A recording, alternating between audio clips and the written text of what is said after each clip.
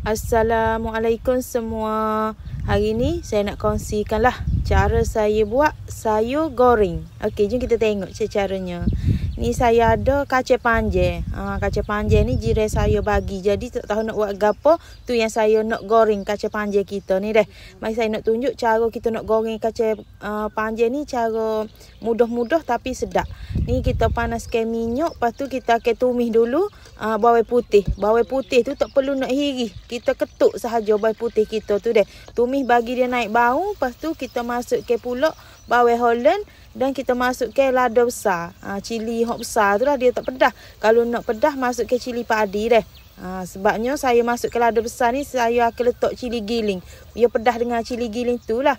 Lepas tu kita akan tumis bagi dia wangi ke semua bahan-bahan kita ni. Bila bahan-bahan kita dah wangi, kita masukkan cili giling ataupun cili kisar, cili bol lah. Dalam 2 sudu makan lebih kurang deh. Lepas tu kita akan tumis sampai cili kita ni dia garing ataupun dia pecah minyak. Barulah dia tak mau. Lepas tu kita akan masuk ni. Kita masuk kopeh hayal kalau orang Kelantan kata. Macam kopeh tu hati, pedas, kaki, tekak dia tu lah bahagian-bahagian tulang. Ni untuk kita campur dalam sayur kacang panjang kita ni. Dia sedap kalau kita buat cara ni deh. Lepas tu kita kacau dulu bagi dia sebati biar dia keluar air-air dia tu. Biar dia kata air tu dia layu. Kita gaulkan sekali dengan bahan kita tumis. Bila kita nampak air kita tu dia kecuk tu kita masukkan air. Air tu masuk jangan banyak sangat lah. Tujuan kita masukkan air tu kita nak bagi air kita ni dia empuk. Dia cepat empuk sebabnya kita potong air kita tu kecil-kecil dah.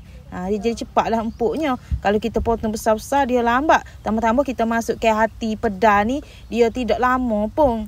Lepas tu kita perasakanlah dengan garam, sebut perasa, gula, ikut cita rasa masing-masing. Saya kalau goreng sayur pun saya letak juga gula sebabnya nak ada rasa manis-manis tu baru sedap kita makan. Ikut cita rasa masing-masing lah. Garam gula tu deh.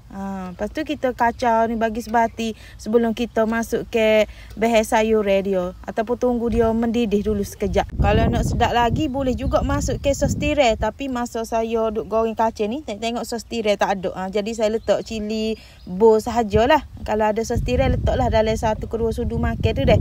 Ni kacang panjang kita ni. Kacang panjang ni kalau untuk buat goreng awak kena potong dia nipis-nipis gitu. Kalau kita makan, kita rasa sedap lah. Kita tak rasa sangat ia kerah ke apa deh. Kita potong nipis-nipis, panjang tapi nipis. Awak boleh tengok ni cara potong kacang panjang untuk kita goreng. Lebih kurang gini lah. Ni kita gaul dulu bagi dia sebati dengan bahan kita tumis tu. Bagi dia mesra. Goreng kacang panjang ni dia tidak ambil masa yang lama pun. Kalau kita goreng api yang besar sekejap saja. Kita gaul balik ni, kita nampak dia layu tu.